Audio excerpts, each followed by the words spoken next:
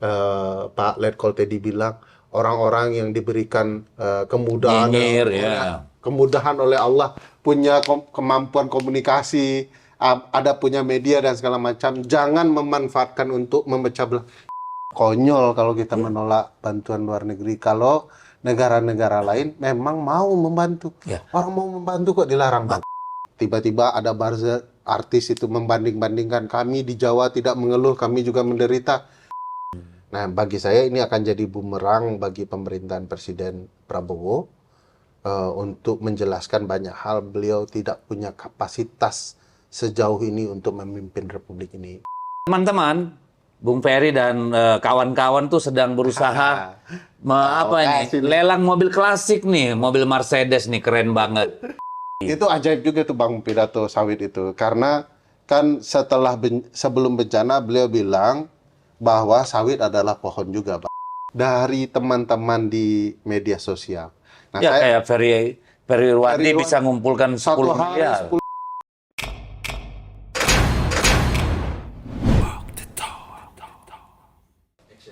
Jumpa lagi di channel DSTV. Ini kita di awal tahun. Selamat tahun baru untuk semua. Selamat tahun Udah baru, Ferry, Pak. narasumber kita, terima kasih udah datang. Mudah-mudahan menjadi tahun yang lebih baik buat semua, tidak saja buat mereka yang jauh dari bencana, tapi juga tentu mereka yang terdampak bencana luar biasa di akhir tahun kemarin. Mudah-mudahan pemerintah hadir lebih maksimal, lebih optimal menjawab kebutuhan warga, dan semakin banyak rakyat juga saling bantu sesama warga. Udah Ferry, saya dengar di Sumatera Barat juga cukup parah ya, bahkan ada gempa dan banjir yang luar biasa. Ya, barusan gempa kemarin di Agam, sekaligus ada, kita menyebutnya Galodo, Bang. Galodo. Galodo itu air longsor. Oke. Untuk menjelaskan bahwa ada air bersama tanah menjadi ancaman gitu ya. Itu terjadi kemarin, semacam bencana susulan setelah kemarin cukup besar ya. Di November ya. November ya.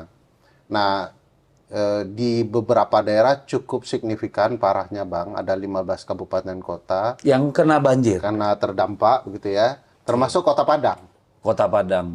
Pas di sebelah kampusku. Oke. Jadi di sekeliling kampusku ada 2 aliran sungai. Nah, yang di sebelah kanan daerah Batu Busuk itu cukup parah. Kami sedang bekerja di sana, rakyat bantu rakyat, warga bantu warga.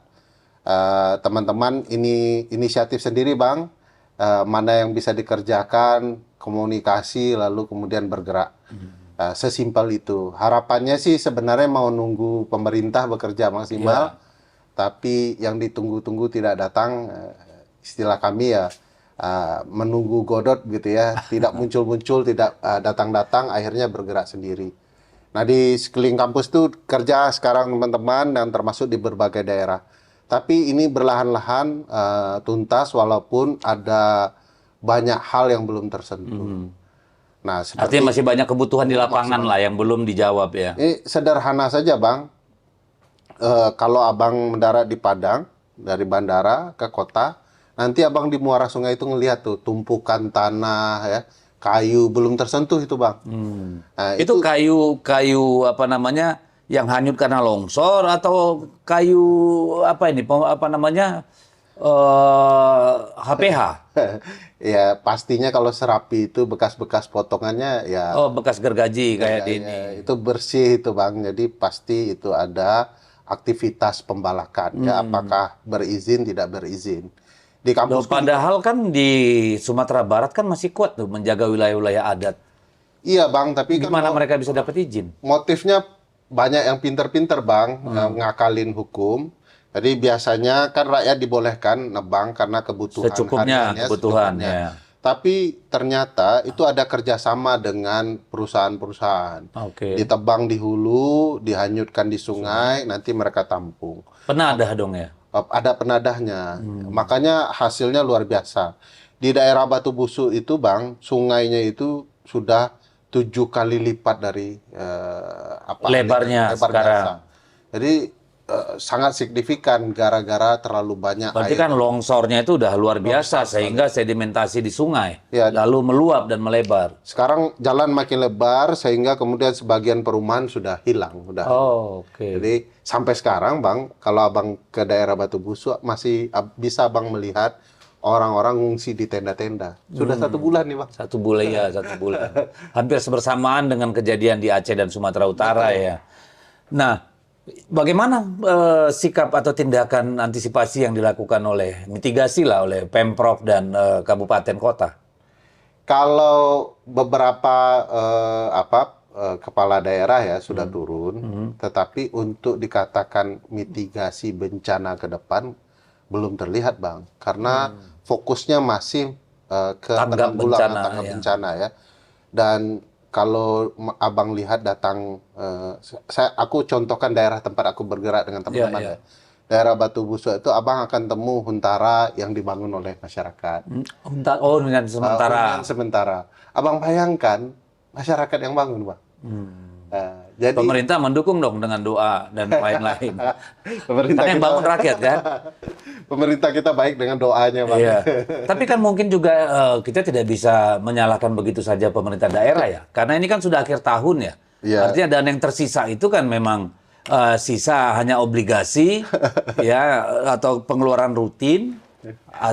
Kan gitu tuh. Dilema pemerintah daerah, Bang, mau nolong tapi duit kagak Kagak ada. punya. Jadi itu problematika yang menurutku gara-gara pemotongan anggaran tanpa pertimbangan-pertimbangan. Ada pertimbangannya. Apa Katanya dikorupsi semua sama kepala daerah, maka dikurangin tuh. Ya, padahal yang di pusat bisa juga korupsi kan. Lebih gede lagi sih sebenarnya. Nah, gara-gara itu memang pemerintah daerah sulit bergerak maksimal. Kalau kita bilang pemerintah pusat menurutku dalam keadaan kebingungan, nggak tahu ngapa-ngapain. Pemerintah pusat. Nah, Abang Jangan-jangan sama problemnya, nggak punya uang. bisa jadi tidak punya uang, juga tidak punya strategi. Oh, oke. Saya mau contohkan pimpinan tertinggi, Pak Prabowo misalnya, kan ke Padang sudah 2 kali, Sumatera Utara 3 kali, Aceh 3 kali. Kalau dilihat dari gerak Pak Prabowo, Bang, dengan segala penghormatan, itu nggak ada satupun pidato beliau yang bicara strategi penanggulangan bencana, mitigasi bencana ke depan. Makanya apa yang terjadi di Agam, begitu berulang kan juga tidak ada, orang masih di tempat, orang tertimpa bencana, ada korban. Ya karena memang tidak ada rencana mitigasi. Mungkin karena presiden masih konsentrasi ngejar uang-uang koruptor nih. Mungkin ya. Karena kan ada penampilan di balik layar itu ya. Iya, Tapi karena uang itu juga tidak untuk bencana, Bang. oh enggak itu dari Peruri sih. Nah, Habis kompes katanya dibalikin lagi, tapi nggak tahu lah yang benar kita dengar isu aja. nggak mulai kayak KPK ya. Oh, gitu juga ya? KPK begitu juga, Bang. Oke. Pinjam di bank malah harus dikembalikan sore hari gitu. Oh gitu. Oh iya, Bang. Wow. Emang Nah, kalau mau dilihat pidato Pak Presiden, Bang, saya itu berharap Pak Presiden menjelaskan strateginya. Nah, yang ada kan seremonial. Tidak ada saya menargetkan ini akan selesai berapa bulan. Kebutuhan daerah ini ada begini, yang akan mengeksekusinya adalah lembaga ini. Nggak ada tuh, Bang. Abang boleh lihat, Abang mulai buka YouTube, lihat pidato Presiden sebulan terakhir yang terkait bencana, nggak ada. Tidak ada strategi. yang terkait sawit ada. Sawit ada, itu targetnya di Papua, Papua. dan segala macam. Untuk ketahanan energi. Itu ajaib juga tuh Bang pidato sawit itu, karena kan sebelum bencana beliau bilang bahwa sawit adalah pohon juga, Bang. Ya. Logikanya di daun, Daunnya Bang. hijau Ya, juga. daun pintu juga ada. Oke, kita bisa bahas itu. Oke. Nanti kita bahas tuh. Pertanyaan saya, kemudian kayak saya dengar nih udah Ferry dengan teman-teman nih bergerak secara mandiri menggalang dana ya untuk rehabilitasi daerah yang di sekitar kampus itu ya. Ya. Apa namanya? Kita bisa. Sama kitabisa.com, Rumah Zakat, Yayasan Bambu Lingkungan Lestari, dan Auriga Nusantara. Oke, jadi ada Auriga Nusantara, Yayasan Bambu Lingkungan Lestari, Temis Indonesia, Ya. dan satu lagi Kitabisa.com dan Kitabisa.com. Rumah Zakat. Dan Rumah Zakat. Jadi ini bikin platform untuk orang nyumbang Di kitabisa.com ya. di kitabisa.com. Ya. khusus untuk pasca bencana. Oke. Kenapa Khusus pasca bencana. kita mikir bukan tanggap darurat ya? bukan tanggap darurat karena kita mikirkan bencana seperti ini tidak boleh terulang lagi tahun depan. Apalagi bulan depan kan. Tapi apa nggak buang-buang tenaga itu? Karena pemerintah punya alokasi 3 juta rumah tuh Menteri Perumahan. Masa nggak bisa dialihkan ke daerah bencana? Ya kan banyak respon ya Bang. Ada rumah 30 juta, ada lapangan kerja 19 juta, pokoknya jutaan semua. Tapi di lapangan belum ketemu Bang. Jadi makanya kami berpikir daripada menunggu doa-doa baik dari negara, ya teman-teman bergerak sendirilah Bang. Semampunya. Tapi Semampunya. dengan bergerak di lapangan gitu tidak ada hambatan ya? Semua difasilitasi oleh pemerintah atau gimana? Nah ini, jadi kawan-kawan gini Bang, kawan-kawan tetap berupaya melibatkan pemerintah. Kita laporin nih, ada masalah. Kalau ternyata belum dapat respon, kita gerak aja Bang. Oh gitu. Tadi ada koordinasi juga dengan pemerintah. Pemerintah di sini maksudnya pemerintah daerah atau? Pemerintah daerah kebanyakan Oh, Bang. oke. Tetapi kan kita tahu ini 15 kabupaten kota. Ya, seperti Abang bilang tadi, dana tidak cukup, problematikanya banyak. Jadi kami tidak dalam konteks akan menunggu, yang kami lakukan, lakukan. Inisiatif sendiri. Dan Abang perlu ingat, rakyat Indonesia hebat rupanya. Hebatnya? Karena begitu ada rakyat lain terkendala, mereka tanpa pamrih dengan secepat kilat bergerak. Dana itu kayak kami, misalnya kami butuh dana untuk pakaian sekolah, buku sekolah, dan lain-lain. Besok sudah ada yang nyumbang, Bang. Oh gitu ya? Jadi saya nggak percaya dengan filosofi yang mengatakan bahwa pimpinan adalah cerminan rakyatnya. Nggak percaya saya. Ternyata beda, rakyatnya luar biasa. Mungkin karena pemilunya curang, jadi tidak matching filosofi. Pemerintahnya biasa di luar, rakyatnya luar biasa. Itu luar biasa terjadi dan gerakan ini membuktikan bahwa kalau kita rakyat mau bergerak sama-sama, kita bisa melakukan banyak hal. Dan termasuklah apa yang kita lakukan dengan teman-teman. Harapannya kita tidak hanya memperbaiki hunian Bang, tapi hutannya juga kita perbaiki. Iya. Nah, kita sudah pikir soal bibit bambu, bibit beringin beneran ya Bang. Lalu tanaman-tanaman bukan beringin yang sudah ditebang tukang kayu itu ya. Yang beringin yang sedang mau mengubah pemilihan kepala daerah. Ya. Nah, ini yang sedang dipikirkan sekaligus berupaya memikirkan ekonomi masa depan mereka. Tapi tunggu dulu. Ini mau bangun hunian masyarakat. Itu di tanah siapa? Nah, beruntungnya di Minangkabau, Bang, masyarakat adat punya tanah ulayat. Oke. Pusako. Berarti tidak akan ada masalah. Mudah-mudahan tidak di ada. Belakang hari. Kalau soal tanah ini kan suka ada yang tiba-tiba. Nah itu maksud saya. Ya.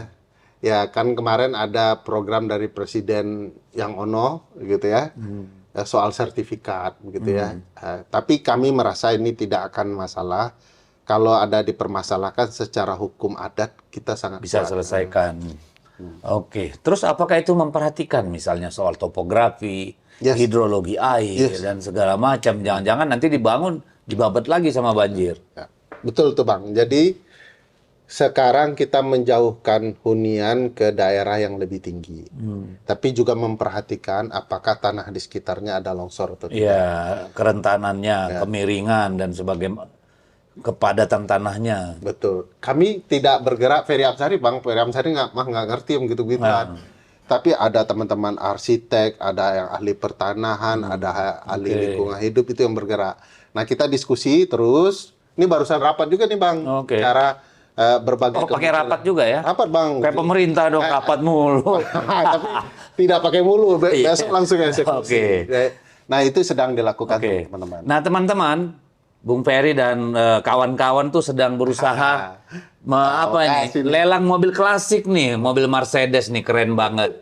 Jadi kalau ada yang mau ikut bidding, itu boleh ke kitabisa.com ya. Ini Rumah Zakat, Bang. Rumah Zakat. Di situsnya Rumah Zakat ya. Di IG saya ada yang kemudian kolaborasikan dengan Rumah Zakat. Oke. Nah, ini jangan salah paham, Bang, itu bukan mobil saya tuh. Iya. Tapi Rumah Zakat punya mitranya, dan percaya sama saya untuk mempromosikan. Untuk mempromosikan. Jadi saya menjual mobil ini bukan mobil saya, mau jual mobil orang lain, tapi bagus sekali mobilnya, Bang. Oke. Saya kalau punya duit beli saya. Ya udah, nanti tergantung yang bidding berapa. Kalau memang masih kita dalam batas kemampuan kita, nanti kita beli. Mantap. Nanti apa tetean kita, tetean sama teman-teman. Sudah di angka 353 juta. 353. Nanti saya ikut sampai terakhir, nanti kasih tahu harganya berapa. Mantap. Oke, nah kita ini sudah di awal tahun, jadi kita nggak evaluasi akhir tahun. Karena apa yang mau kita evaluasi ya? Yang gitu-gitu. Tapi kita bicara tantangan ke depan. Tantangan ke depan itu adalah, pertama, ada upaya agar presiden dipilih. Gubernur dipilih oleh presiden. Satu. Yang kedua, kepala daerah dipilih oleh DPRD. Menyangkut yang pertama, gubernur dipilih presiden, saya sih bisa sepakat. Ya, sepanjang kewenangannya jangan diperbesar. Kan kita harus menjadi otonomi yang seluas-luasnya dong. Jadi namanya gubernur itu hanya kewenangan administratif, mensinergikan perencanaan daerah dalam satu provinsi, mensinergikan penganggaran, soal staffing, ASN dan sebagainya. Pokoknya hal-hal yang berkait dengan termasuk misalnya mereview izin-izin yang dikeluarkan pemerintah daerah, termasuk pemerintah pusat. Kan gitu nih. Jadi dia adalah simpul antara pemerintah pusat dengan daerah. Nah, kalau kayak sekarang, provinsi punya anggaran untuk jalan yang sering bikin repot gitu ya. Lalu dia punya untuk sekolah, SMA, SMK dan sebagainya. Lah ini kan dualisme. Kan provinsi nggak punya rakyat, nggak punya wilayah. Harusnya kan dikasih ke daerah semua dong. Kalau Bung Ferry gimana ngelihat? Kalau kami kan melihat motif, ya tidak hanya ketika kebijakan itu muncul. Misalnya yang kami baca ini ada upaya hendak mengganti daulat publik menjadi daulat elit. Ya. Jadi tidak hanya sekedar berencana mengembalikan posisi pemilihan gubernur oleh pemerintah pusat atau elit di DPRD. Tetapi jauh motifnya lebih dari itu, Bang. Indikasinya banyak. Satu, ada keinginan untuk kembali pemilihan presiden melalui MPR. Itu sebabnya ada gerakan dari Ketua MPR menyampaikan kepada Pak Presiden untuk kembali ke Undang-Undang Dasar naskah awal. Kedua, ADART salah satu partai besar, ya, Abang tahu ini partainya, menghendaki kembali ke Undang-Undang Dasar 45 naskah awal. Berarti banyak lembaga yang akan kebuang dong ini. Banyak. Berarti nggak ada DPD, tidak ada MK, tidak ada KY, tidak ada KY, Ombudsman. Mungkin tidak ada KPU juga. Mungkin KPK juga nggak perlu ada. Nggak perlu ada kalau menurut ini. Nah, jadi ada motif yang ini berangkaian. Begitu juga pernyataan Pak Presiden, kalau Abang ingat, menjelang beliau dilantik, ada pernyataan beliau sangat terbuka bahwa pemilu kita itu costly, messy, tiring. Nah, bagi saya yang kelelahan adalah Pak Presiden sendiri. Beliau nggak sanggup dengan pola langsung ini, gitu ya. Nggak juga, jogetnya kenceng kok dulu bertahun-tahun. Kan masuk rumah sakit. Tapi happy. Happy karena menang. Tapi itu pernyataan bahwa costly, messy, dan tiring. Siapa yang membuat? Kan beliau-beliau juga yang membuat costly, messy, tiring itu. Nah, ada indikasi ini yang membuat kita tidak percaya ini akan berhenti di gubernur. Ini akan berlanjut ke sampai ke mengembalikan MPR sebagai lembaga tertinggi dalam Undang-Undang Dasar 45. Kan argumentasinya mengatakan bahwa pemilihan langsung itu costly karena rakyat digunakan suaranya dengan dibayar, begitu ya, ada money politik. Padahal menurut saya bukan hanya rakyatnya dipersalahkan, tetapi pesertanya juga jadi masalah serius. Pemicunya kan dari peserta. Nggak mungkin ada soal menyogok kan, Bang. Iya. Kedua, yang kita ragukan, emang di MPR tidak akan ada motif yang sama. Bukankah secara politik lebih enak ngitungnya, Bang? 50% plus 1 dari kursi, sudah jadi presiden tuh, Bang, 711. Belum lagi Belinya lebih gampang ya. lebih gampang, lebih bisa diukur. Secara matematika ini langkah yang menurut saya akan merusak masa depan demokrasi kita. Belum lagi di DPR tadi, termasuk di gubernur, Bang, tinggal hitung-hitungan kursi. Nah, termasuk PDIP. PDIP pasti bilang siap, tapi begitu kalau ukuran matematikanya dipermainkan tidak fair, pemilihan gubernur, bupati dan wali kota, menurut saya tidak ada yang Oh, nggak mungkin fair. Siapapun yang sedang memikirkan mengembalikan sistem lama ini, pasti tentu ingin berkuasa sebanyak-banyaknya dan selama-lamanya. Dan kebetulan kalau kita baca ini akan menguntungkan dua kelompok penting di elit politik, baik itu kelompok Pak Prabowo maupun Pak Jokowi. Ini hitungan sederhana, Bang. Kalau Pak Prabowo bisa 2 periode dengan pemilihan di MPR, sisanya akan dinikmati oleh klannya Pak Jokowi. Tapi kan Pak Prabowo punya klan juga, masa dia relakan begitu aja sama Solo kan? Nah, kalau saya jadi Pak Prabowo, jadi Pak Jokowi, saya akan biarkan Pak Prabowo berkuasa. Sepanjang saya ikut di dalam perahu itu. Nah, setelah itu baru saya ikut menikmati. Karena susunannya kalau dihitung-hitung, Bang, ini menarik gitu ya. Misalnya di kabinet Pak Prabowo masih ada orang-orangnya Pak Joko Widodo. Jadi ini sedang bermain untuk kepentingan yang sama, kepentingan mereka ke depannya. Nah, bayangkan kalau 2 periode ke depan ini hal yang rapi begini berlangsung sempurna. Kalau di Dirty Vote kita bilang, Bang, dari 6 tuntutan reformasi, cuma 1 hal yang belum berhasil mereka runtuhkan, yaitu kembali ke Undang-Undang Dasar 1945. Yang lain udah selesai, back Pak. to basic gitu ya. Dwi fungsi ABRI jadi multifungsi, gitu ya. Ada mengadili Pak Soeharto sudah tidak mungkin, bahkan sudah jadi pahlawan, gitu ya. Korupsi, kolusi nepotisme sudah terbuka. Kurang apa nepotismenya di MK itu, Bang. Jadi semua padahal masih ada TAP MPR-nya itu kan. sudah ada TAP MPR-nya. Jadi semua sudah runtuh, tinggal ini satu-satunya untuk melanggengkan Pemilu langsung. Oke, so ke depan agak buram nih kalau gitu ya. Tapi, Bang, kalau mau dikaitkan dengan perbincangan kita pertama tadi soal bencana. Bencana ini membuka mata kita semua. Membuka kesadaran semua orang. Bahwa pemerintah tidak bisa memerintah. Harusnya kesadaran ini akan jadi kekuatan politik kita ke depannya di 2029. Oke, kalau melihat di DPR kan, ini kan PDI Perjuangan 16%. Sama yang belum bersuara itu kan kayak Nasdem, Demokrat, PKS, gitu ya. PKS. Ikut nggak? Saya yakin PKS nanti ke sana juga nih. Kita lihat aja ntar. Ya. Masyarakat sipil, Abang harus hitung. Nah, masyarakat sipil. Itu kan ini bicara yang di parlemen, Ya, bicara di betul. parlemen. Oke. Artinya dengan konfigurasi seperti ini, taruhlah siapa sih yang akan bertahan? Kalau Nasdem bisa jadi karena dia tidak punya wakil di pemerintahan, walaupun menyatakan mendukung pemerintah seperti PDI Perjuangan. Demokrat, mungkin SBY berhitung-hitung tentang legasinya sebagai bapak demokrasi tanda kutip. Iya. Tapi kan anaknya di Menko Polkam dan kader-kadernya Kalau ada di sudah kabinet. kembali ke Undang-Undang Dasar, selesai ya itu. Selesai ya. Mungkin bisa bertarung adil kan untuk menguntungkan dia. Tapi kalau saya melanjutkan hitung-hitungan Abang, kalau boleh, Bang. Yang lemah dari orang-orang di luar kekuasaan ini adalah nafsi-nafsi, Bang. Apa? Nafsi-nafsi sendiri-sendiri. Oke.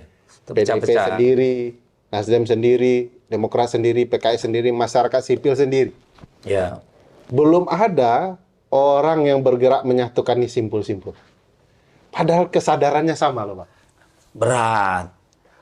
Abang sih... Ada telepon-telepon sekarang, ada telepon orang, jadi mikir. Ya, Abang jangan pikirkanlah telepon-telepon itu. Oh, bukan kita. Rakyat juga begitu, jangan pikirkan. Harus duduk lah, satu kopi berdua. Nah, coba begini kan, kita lihat kan ini yang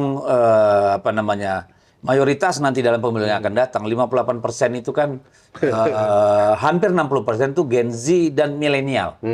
Nah, mereka-mereka ini sebenarnya walaupun terlihat cuek, kemarin milih presiden karena gemoy, karena joget-joget, lucu, kucingnya lucu, gitu kan? Ya.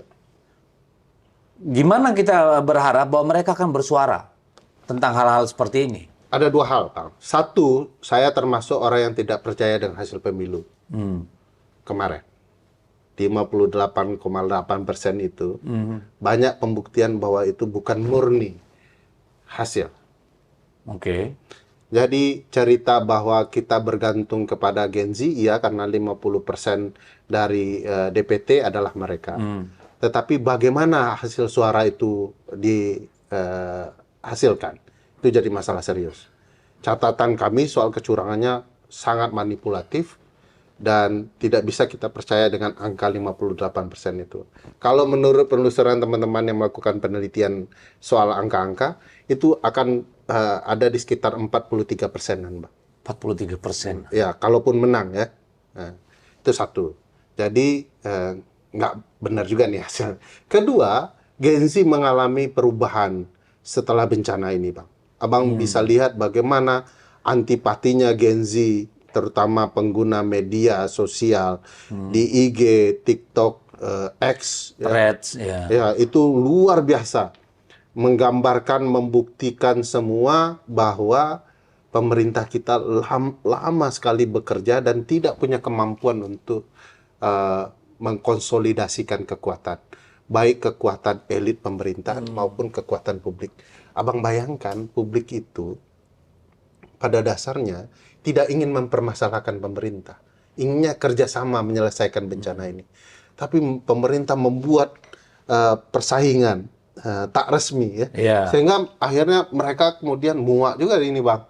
Dan itu luar biasa, Bang, support dari teman-teman di media sosial. Nah, ya, kayak Ferry Irwandi bisa ngumpulkan 10 miliar. 10 miliar kan, itu bagi saya luar biasa. Ya, betul. Dan terdampak luar biasa. Itu Ferry juga yang cerita, dia susah dapat pesawat untuk mengirimkan bantuan gara-gara kemudian berbagai hal gitu ya. Karena dianggap sebagai pesaing dalam panggung politik bencana, ya. Ya, mudah-mudahan ini, Bang, kesadaran bersama bahwa bencana ini adalah gambaran serius cara pemerintah bekerja dan kita harus membangun kekuatan baru, manajemen pemerintahan dan leadership, ya. Ya, mengubah banyak hal di kemudian hari. Oke. Ngopi-ngopi lah, Bang. Ya, boleh. Teman-teman masyarakat sipil juga, teman-teman yang sedang concern di kebencanaan, ayo duduk. Ya, karena semua kan sekarang lagi divergen, ya. Semua dengan apa namanya, walaupun tujuannya sama, tapi bekerja dengan cara divergen, ya. Ya, masing-masing mereka sedang masing-masing dengan kayak radikal bebas semua, belum ketemu. Nah, mungkin nanti kalau udah mulai dibahas undang-undangnya mungkin baru mulai ada apa namanya kerinduan bersama untuk duduk bareng. Amin. Oke, nah kita melihat juga ekonomi kan nggak terlalu baik nih. Kemarin katanya government revenue itu, penerimaan negara itu cuma 75% tercapai pajaknya. Yang kemudian akan membuat pemerintah harus menarik utang hampir 700 triliun tuh untuk menutup gap antara rencana dengan penerimaan. Nah, ini artinya kan bahwa ada satu situasi di mana daya beli rakyat akan terpengaruh. Kemampuan fiskal pemerintah juga rendah. Ujungnya juga nanti yang apa namanya investor juga akan berpikir-pikir untuk mau invest karena tidak didukung oleh government spending maupun public spending gitu ya. Ini repot buat kita semua. Ditambah kemudian pemerintah daerah juga dipangkas anggarannya habis-habisan. Lalu gimana situasi seperti ini kemudian pemerintah mau mengutak-atik undang-undang pemilu secara radikal, ya? Ya, ekonomi itu kan salah satu kalau mau dikaitkan dengan hukum tata negara, ya, kepercayaan publik. Kalau dikaitkan dengan ekonomi, mereka mau nanam uangnya karena mereka percaya pemerintah ini baik. Ada trust, ya. Ada trust gitu ya. Nah, sejauh ini, makanya saya ulang-ulang soal bencana itu gambarannya kurang apa lagi, sehingga akhirnya orang kehilangan kepercayaan kepada pemerintah. Nah, di titik ini ya bisa saja ekonomi akan anjlok luar biasa. Belum lagi nanti kita bahas apakah sanggup 4 tahun tersisa mencapai pertumbuhan ekonomi 8% gitu kan, dengan kondisi seperti ini. Jadi bagi saya dan teman-teman yang fokus ke isu kelembagaan negara dan kebijakan negara, memang ini sedang ancaman. Nah, alat ukurnya teman-teman ekonomi kan kemarin Selios misalnya sudah meragukan pertumbuhan kita akan membaik, utang akan bertambah dan segala macamnya. Nah, teman-teman ekonomi ini mengukur kan tidak asal-asalan, Bang. Ya. Semua hitungan matematikanya sudah Ya. ada. Nah, Makro mikronya. jadi bagi saya ini harus dipertimbangkan. Tidak lagi kita bicara pemerintahan berbasis kamuflase. Seolah-olah baik tetapi rusak di dalam. Jadi presiden juga harus jujur tuh. Kalau memang ada masalah sampaikan, rangkul orang, buat kebijakan yang mumpuni. Sejauh ini nggak ada, Bang. Tapi kan PD itu 6% akan tercapai. Bahkan Purbaya bilang 8% pun bisa. Kalau soal PD dan Pak Purbaya, Bang, kurang PD apalagi 1 bulan jadi menteri, langsung jadi menteri terbaik, begitu ya. Langsung keluar kampanye sana-sini, bilang ini luar biasa. Pemerintahan kan tidak bisa diukur, terutama dalam kebijakan keuangan, dalam 1 bulan, Bang. Nah, jadi bagi saya, jangan dikamuflasekan. Jadi jangan dibuat-buat, kan sudah pembelajaran bagi kita. Diorkestrasi. Ya, kemarin masuk gorong-gorong, sekarang lupa kita tiba-tiba nutup gorong-gorongnya. tiba-tiba. Nah, ini kan kita juga bingung nih ya. Crowd zero. Ya. Kemarin kan dihemat anggaran buat pemerintah daerah 300-an triliun. Lalu kementerian-kementerian juga sama. Lalu ada nih uang disita misalnya dari kasus minyak goreng 11 hampir 12 triliun. Kemarin 6,6 triliun. Iya. Loh kalau itu dialihkan 300 triliun ya. Enggak usah itu, Bang. Uang MBG dalam libur sekolah ini saja dialihkan. Nah, ini menarik nih. Oh, kita tinggalkan dulu politik tuh. Banyak yang bertanya, kenapa begitu ngotot tetap menyalurkan pada saat libur nih MBG? Proyek, Bang, proyek. Iya, orang nanya, katanya kan pemberian gizi tidak boleh berhenti. Orang nanya, ya nggak boleh berhenti pemberian gizi atau keuntungan, keuntungan pengelola MBG? Ya sebagian bahkan, Bang, pengelola MBG yang punya SPPG itu bisa dapat ratusan miliar kan, hanya dari proyek berapa dapur gitu ya. Jadi Abang bayangkan kalau itu di stop, anggaran negara pindah untuk bencana Sumatera itu selama selesai. Libur ini aja. Selesai, Bang, karena hitungannya kan 1 hingga 1,2 triliun per hari. Bayangkan Abang pindahkan libur, selesai itu cerita, bergerak cepat. Tapi kan menurut teman ini, saya kutip teman-teman saya lihat, nggak ada niat itu. Jadi mungkin gara-gara itu maka nggak ditetapkan jadi bencana nasional. Iya, gara-gara itu. Karena kalau nggak kan harus ada realokasi anggaran kepada. Tak ada tanggung jawab pemerintah pusat, Bang, karena kan bencana nasional. Sekarang kan bukan tanggung jawab pemerintah pusat sampai sekarang, Bang. Tanggung jawab terhadap pengelola MBG, keuntungannya nggak kurang. Iya, itu yang sekarang dikhawatirkan. Coba Abang bayangkan. Orang mulai mempertanyakan BGN yang menyatakan MBG tidak diberikan ketika libur. Oh, anak-anak kan di rumah dan pergi libur. Oh, kita ada program antar ke lokasi. Ini kan mulai konyol-konyol kan, Bang? Tidak masuk akal gimana kalau orang sedang libur ke luar kota dan segala macam. Dan Abang tahu, akhirnya teman-teman mengungkap itu di dunia maya. Bahwa yang dikirimkan ke rumah itu kan ada yang kue kering, kue kering dan segala macam. Yang kalau bicara gizi, apa-apaan itu, Bang? Jadi ini cuman kamuflase untuk membenarkan tetap berjalan mesin uangnya ya. Yang mereka dapat. Jadi ini betul-betul tidak lagi bicara rakyat, tidak lagi bicara bencana.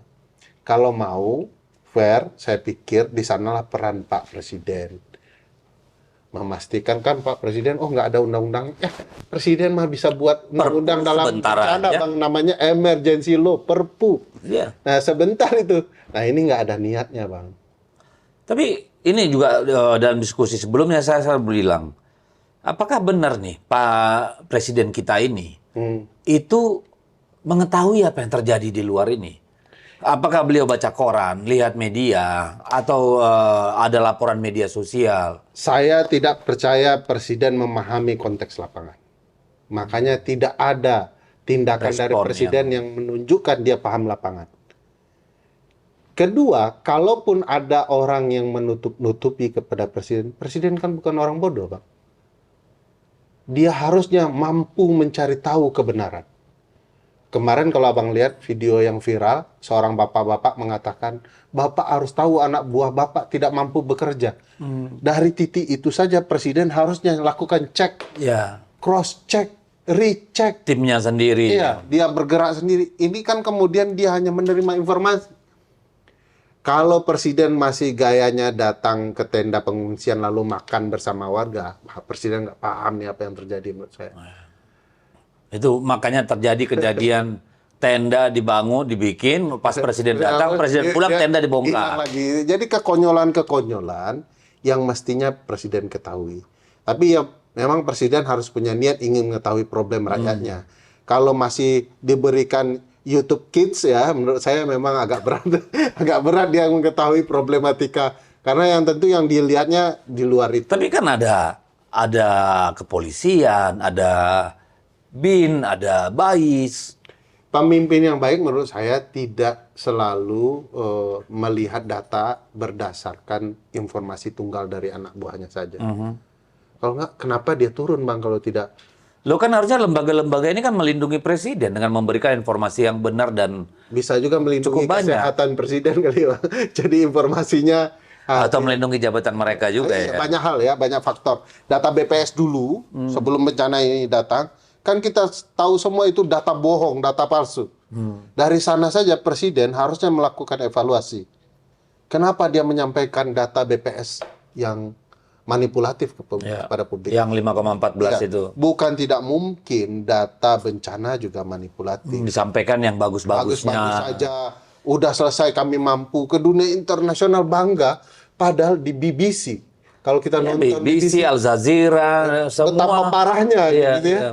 Dan bagi saya ini mempermalukan wajah Presiden sendiri. Iya, dan wajah kita di dunia Iya, di internasional. dunia.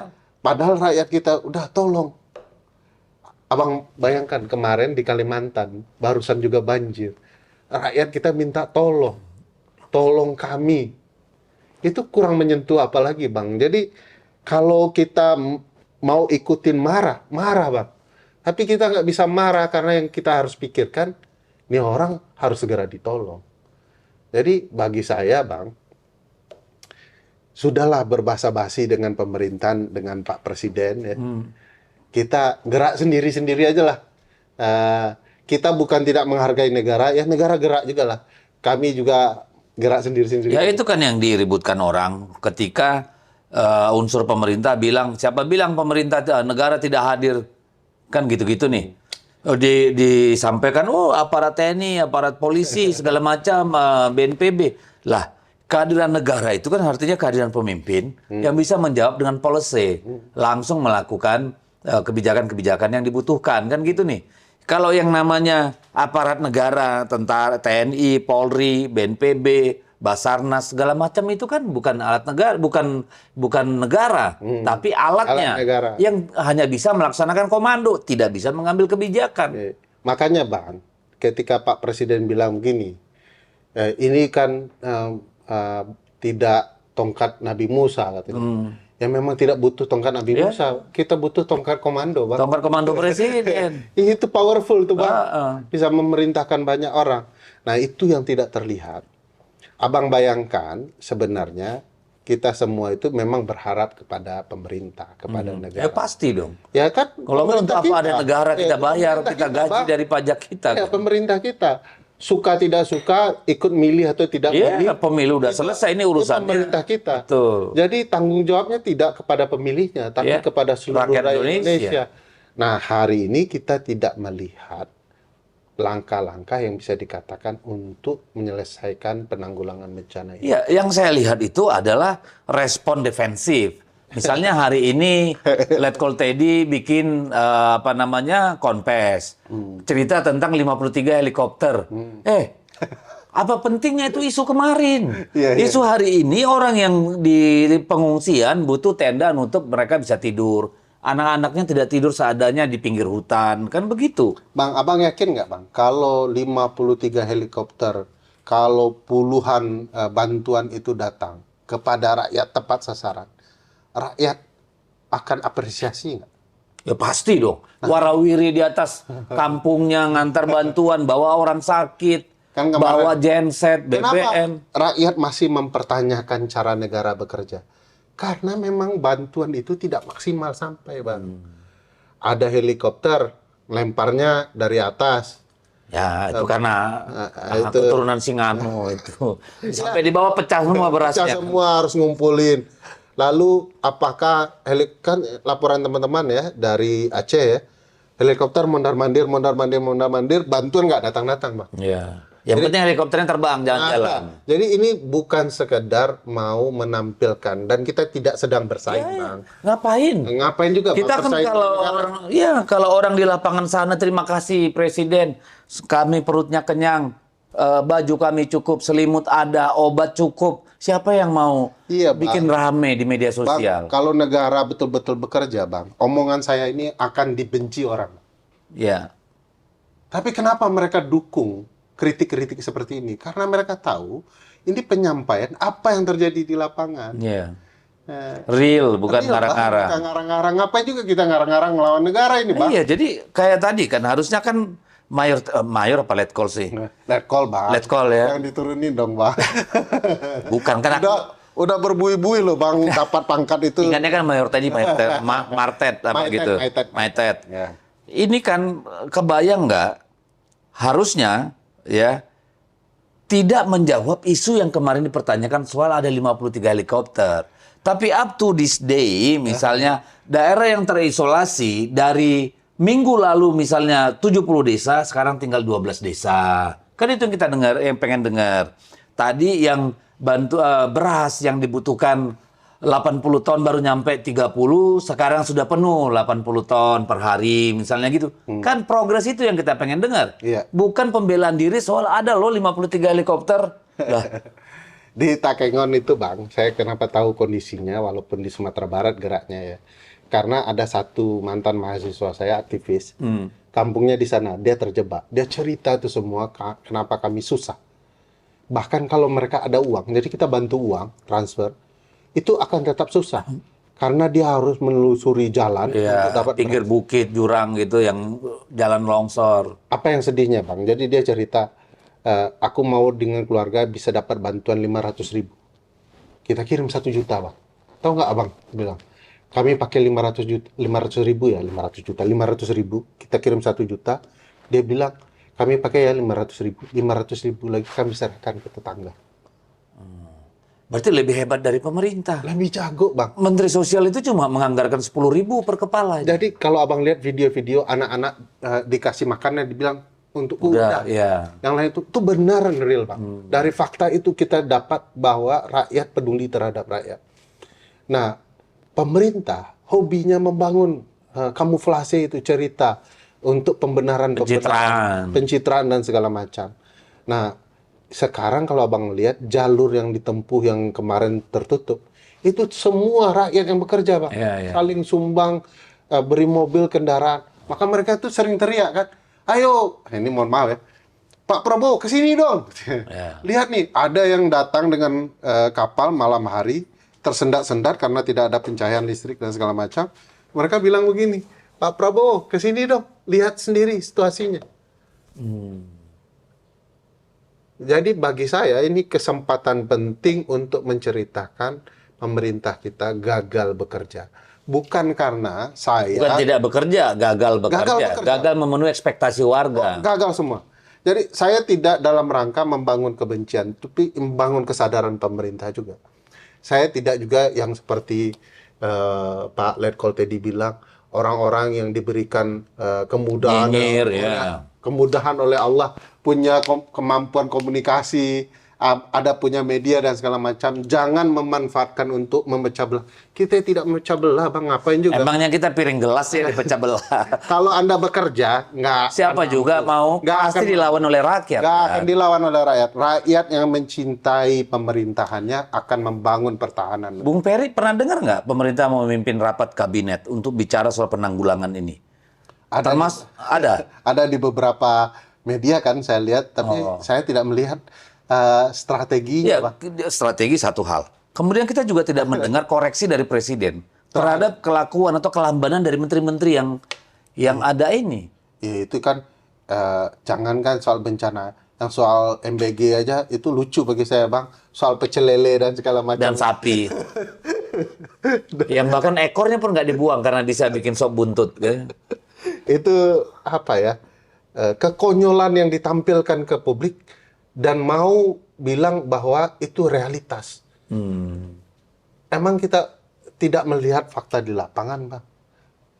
Emang orang tidak tahu apa yang terjadi sesungguhnya. Nah, bagi saya ini akan jadi bumerang bagi pemerintahan Presiden Prabowo untuk menjelaskan banyak hal. Beliau tidak punya kapasitas sejauh ini untuk memimpin Republik ini menjadi lebih baik. Saya nggak tahu tuh, Bang. Kalimantan nyusul sebentar lagi. Jawa ini sedang berlangsung, Jawa Barat. Saya yakin ya kalau Jawa dan Kalimantan terdampak juga orang mulai mempertanyakan. Jadi apapun sebenarnya kritik kami, kita berharap pemerintahan Presiden Prabowo mengubah strateginya dan betul sungguh-sungguh menolong publik kita. Jangan sampai seperti yang di medsos sekarang kan. Orang nulis, saya baca dia bilang, saya tidur, sebelum tidur buka HP, untuk pengen lihat kekonyolan apa lagi dilakukan oleh pemerintah hari ini, sehari ini.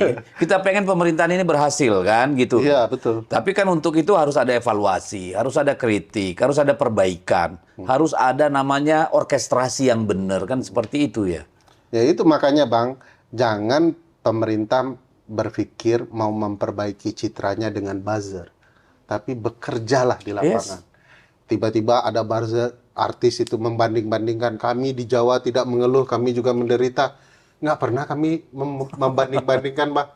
Kami hanya ingin menjerit, minta hadir. pertolongan. Pemerintah hadir itu doang. Tidak mau menyandingkan kehebatan orang, kekuatan orang menanggulangi bencana. Jadi ini soal siapa benar, siapa salah, siapa tulus, siapa enggak ya. Ini kan soal tanggung jawab negara. Iya, betul. Kan diberikan segala alat yang dibutuhkan, manusia, peralatan, dana, dan segala macam toh.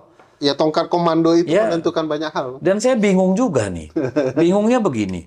Harusnya kan motor di depan tuh kan yang namanya BNPB. Kan gitu-gitu nih, Basarnas dan segala macam. Kan di Aceh sudah punya pengalaman dulu BPRP ya, apa namanya itu, Badan Rekonstruksi Aceh itu. Itu kan banyak orang yang sudah punya pengalaman. Kemana mereka semua? Nggak pernah. Bang, apa mereka ada di BNPB atau enggak? dalam pelaksanaan kebijakan negara, terutama dalam penanggulangan bencana, komando penting. Betul. Kalau aku yakin, Abang mantan aktivis ya, kalau di lapangan, kalau kita lihat kinerja pemerintah, kalau komandonya bagus, bagus tuh, Bang. Ini pasti ada berantakan dari atas nih, Bang. Sehingga menumpuk bantuan, tidak bergerak bantuan, muter-muter ya, karena kemudian sistem komandannya tidak jalan, karena komandan tidak mengetahui apa realitas di lapangan yang itu paling jujur. Ini kecil-kecilan ya, Bang. Kami membantu teman-teman di Malala, dua jenisnya, kebutuhan mereka terhadap listrik dan kebutuhan mereka terhadap makanan. Kan dua nih, Bang, faktornya kita tahu. Kita rapat, apa yang kita lakukan? Satu, beli genset. Satu, kirim makanan. Betul. Gampang kan, Bang? Tinggal drop, Bang. Teman-teman bawa barang dari Kota Padang, pergi ke Malala. Sampaikan. Ada juga teman-teman Malala yang jemput barang. Dia kemudian beli sendiri. Selesai masalah, Bang. Hidup lampunya, Bang. Makan orangnya. Nah, sekarang, kenapa di berbagai daerah tidak terjadi hal sederhana itu? Ya, eksekusinya tanpa tongkat komando. Ya, berarti ada persoalan di orkestrasi, manajemennya. Yes. Tapi kalau saya curiga nih, ada persoalan yang paling mendasar juga. Ono duite. Iya, bisa. Nggak ada duitnya. Saya yakin tidak ada duitnya. Karena potongan anggaran dan lain-lain. Tapi orang sedang bersatu, Bang, menolong saudara sendiri. Kalau negara terbuka, malah meringankan beban. Ya, kami punya mesin, punya kendaraan, punya SDM-nya. Kalau ada bantuan rakyat, biar kami salurkan. Iya, malah dibantu sama TNI, Pemda, gitu kan? Iya. BNPB. Kurang terharu apa, Bang, kita melihat TNI ngirimkan makanan, lalu dikasih durian. Rakyat tuh berikan apa yang mereka punya. Mereka sama-sama di bawah. Iya. Yang kita persoalkan kan ini bukan aparat di lapangan nih, tapi kehadiran negara untuk menjawab realita persoalan yang harus segera diselesaikan. Sebagai mereka yang punya anggaran, nggak mau kasih bantuan internasional, tidak menetapkan bencana nasional, ya harusnya kan mereka hadir di sana. Ya itulah gengsi mengalahkan banyak hal, Bang. Kalau memang kurang uang tuh menumpuk tuh bantuan internasional sedang antri. Kalau yes kata presiden datang tuh bantuan, itu ditinggal di sana. Saya kenapa curiga juga soal anggaran? Itu soal Kasat yang bawa Starlink, nggak tahu siapa yang beliin pulsanya, itu kan kita... Yang kata Denny Sumargo, biar saya yang belikan pulsa. Negara segagal itu hadir, Bang. Wah, ngerti. Bahkan bagi saya itu quote and quote cibiran luar biasa. Betul. Jadi bergerak tapi nggak tahu apa yang mau dilakukan. Bahkan tidak tahu itu barang perlu apa gitu ya. Sehingga sampai di lapangannya begitu. Nah, kemudian nih, situasi ini kan luar biasa. Akhirnya nanti kan yang harus dibereskan oleh pemerintah tidak saja pemukiman. Iya kan? Dalam soal pemukiman aja nanti ada persoalan ini. Tanah siapa? Iya. Kan tidak hanya tapak mereka tinggal. Itu kan bentangan tanah itu sudah berubah sama sekali. Sawahnya di mana, kebunnya di mana, ladangnya di mana. Ini kan persoalan besar yang akan makan uang ribuan triliun nih barang ini. Selama bertahun-tahun gitu. Nah, belum lagi pemulihan lingkungannya. Misalnya sungai yang sudah melebar dengan sedimentasi yang begitu gila-gilaan gitu ya. Termasuk infrastruktur dasar, jalan, jembatan, sekolah, ya puskesmas, kantor desa, segala macam semua itu. Benar-benar nggak sih kita mampu? Kalau kita niat sama-sama, Bang, masalah yang besar akan lebih mudah, Bang. Pemerintah yang nggak mau sama-sama kita, Bang. Itu dia. Jadi misalnya kami di Padang sedang mikirkan tidak hanya bangun Huntara. Ini pengalaman nih, Bang. Barusan kita rapat minggu yang lalu. Sudah ketemu tanah lokasi, tanah ulayat suku A. Lalu kita diskusi, ada tawaran pemerintah mau membangun Huntara. Konsekuensinya tanah itu harus jadi tanah negara. Tentu masyarakat adat nggak mau.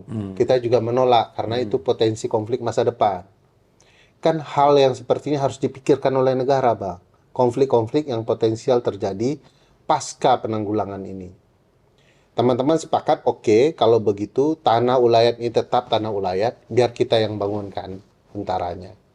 Lalu kita mikirkan, kalau sudah dipindah orang, lalu nanti mereka juga tebang-tebang hutan lagi, ya Sami Mawon, tahun depan ngulang lagi. Nah kita mikir, tanaman hutan, mau reboisasi. Siapa yang akan bekerja? Rakyat, korban. Lalu kalau mereka tidak nebang hutan, tapi ada godaan untuk membalak kayu lagi, tentu karena perut mereka lapar. Kita bangun rekayasa sistem ekonomi baru. Nah, ada nih konsep-konsep lapangan pekerjaan baru yang sedang dibentuk teman-teman. Jadi kita mikir, Bang, pertanyaan ini mohon maaf kita, Bang, kepada negara. Apa strategi negara untuk ke depannya? Sampaikan kepada publik kalau memang ada. Jangan-jangan tidak ada, Bang. Ya, masih parsial. Masih ngelihat masalah kekinian. Betul. Atau sekedar tampil. Misalnya Menteri Perumahan datang ke Tapanuli Tengah, nanti saya bangun ya. Kalau semudah itu.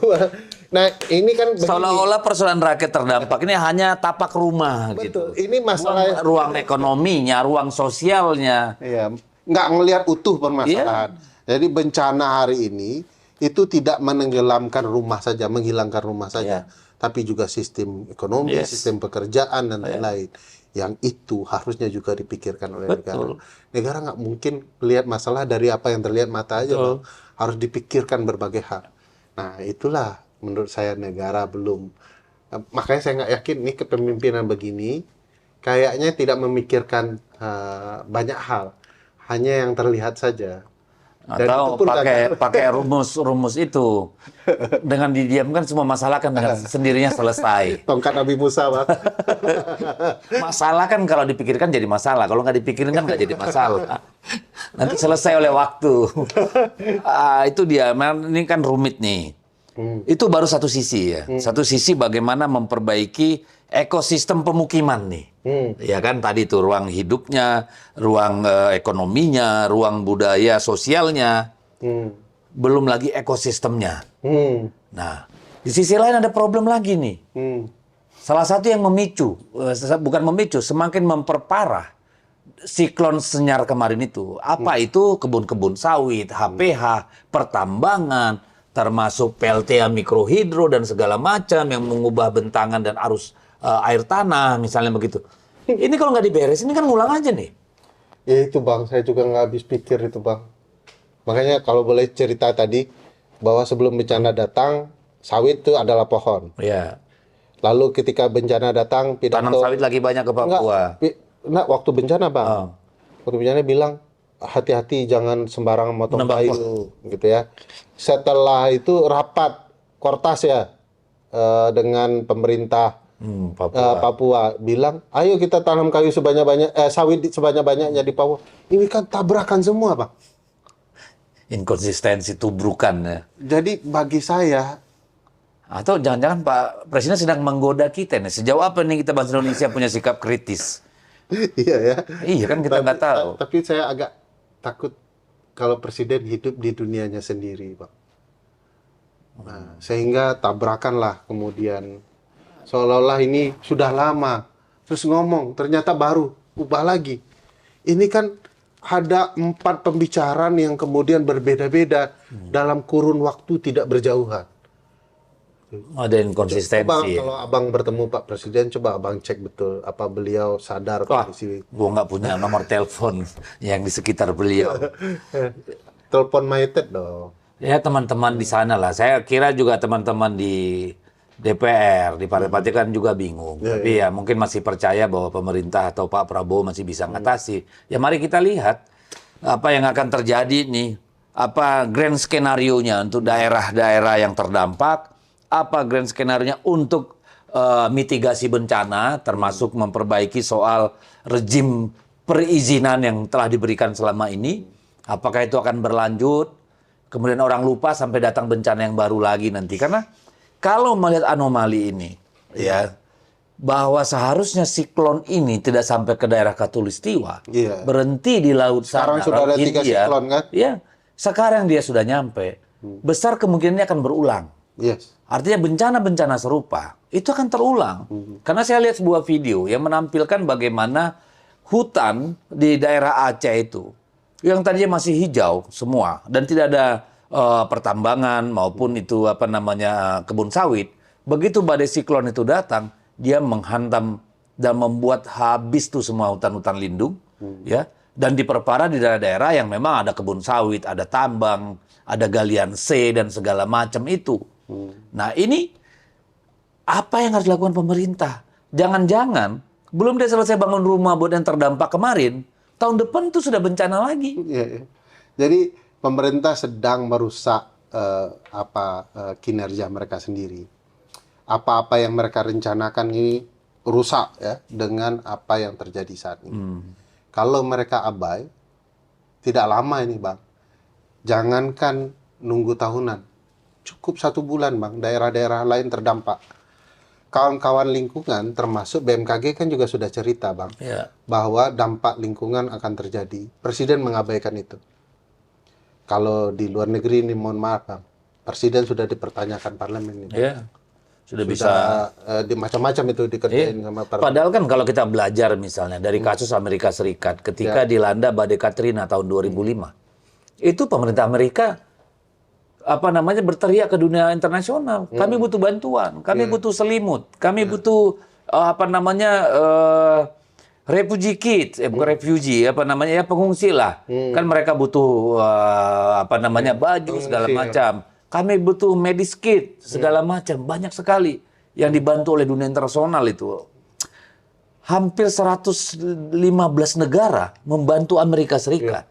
Padahal daerah yang dilanda Katrina itu hanya 5 negara bagian. Paling parah itu 3 kalau nggak salah, ya. Dari 50 negara bagian. Bandingkan itu ketika Presiden bilang hanya 3 kok dari 48. Kenapa Amerika aja teriak pada international community?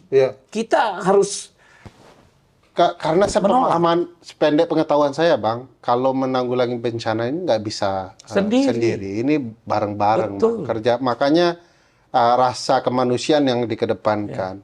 Dan bagi saya konyol kalau kita menolak bantuan luar negeri. Kalau negara-negara lain memang mau membantu. Ya. Orang mau membantu kok dilarang, Bang. Makanya. Dan ini kan punya implikasi ke depan Ya. dalam pergaulan internasional. Nanti ketika ada negara lain mengalami bencana, kita mau bantu ditolak. Iya, iya. Agak malu. Ya, kami bukan Karena nggak kemarin- sanggup. Karena kemarin kita nolak gitu kan. Lah ini kan kacau nih. Ya minimal gini, Bang. Dua tangan menyelesaikan sesuatu yang katakanlah berantakan, itu akan lambat. Tapi kalau banyak tangan Yes. bahu-membahu, Betul. saling tolong-menolong, cepat nih, Bang. Orang juga mungkin akan hidup normal Ya. lebih cepat. Nah, bagi saya ini kesempatan Presiden menarik ucapannya lah. Makanya saya itu dari awal ngomong ini masalahnya mungkin nggak ada hepeng, no money, rauno duite. Udah nggak ada Karena duitnya, kenapa? gengsinya Takutnya tinggi. kan bukan. Takutnya negara-negara lain datang dengan bantuan jor-joran. Aparat kita di bawah nggak punya dana, nggak punya apa-apa. Kan diketawain tuh. Iya, iya, iya. Lo kalian mana? Lo BNPB-nya mana? Basarnasnya mana? Pemdanya mana? Berarti terima kasih juga kepada yang buat IKN ya. Anda membuat serumit ini kehidupan kami ya. Dok-odok. Ya, itu derita yang masih harus kita tanggung. Karena tapi jangan takut. Indonesia emas nanti kalau cucunya jadi presiden. Saya kira kita akhiri sebelum kita dapat telepon-telepon, bergosip-gosip, bergibah. Tapi jujur saja ya kepada Bapak Presiden dan para pembantunya. Jangan dianggap musuh rakyatnya sendiri. Apalagi mereka yang berteriak ya bahwa keadaan belum sesempurna yang dibayangkan oleh Pak Presiden. Apapun itu informasi yang sampai hari ini situasinya belumlah terlalu baik ya. Dan tolong supaya upaya yang baik dilihat oleh rakyat yang apa namanya itu di manage dengan baik itu bisa ada di lapangan, Pak. Ya. Dan kita juga berharap nih bahwa kita ini akan siap di tahun-tahun yang mendatang. Iya, iya, iya. Karena siklus ini mungkin berulang. Bukan hanya siklonnya, siklus ini akan berulang. Dan artinya negara akan dihadapkan pada persoalan yang sangat-sangat mendasar menyangkut keselamatan manusia. Kan gitu nih. Nah, mudah-mudahan Presiden berhasil. Mudah-mudahan Presiden bisa memobilisasi anak buahnya, seluruh perangkat negara, pemerintah untuk mengantisipasi di masa yang akan depan sambil menuntaskan yang sekarang terdampak. Tadinya Sumatera, sekarang mulai berpindah ke Jawa. Nanti Bali dan seterusnya. Dan Kalimantan seterusnya. barusan. Kalimantan sudah terjadi. Saya nggak tahu, apakah kita harus angkat bendera putih juga seperti orang Aceh, atau masih tetap berharap Presiden bisa menemukan kearifan menyelesaikan permasalahan. Terima kasih, Bung Peri. Selamat tahun baru. Selamat tahun baru.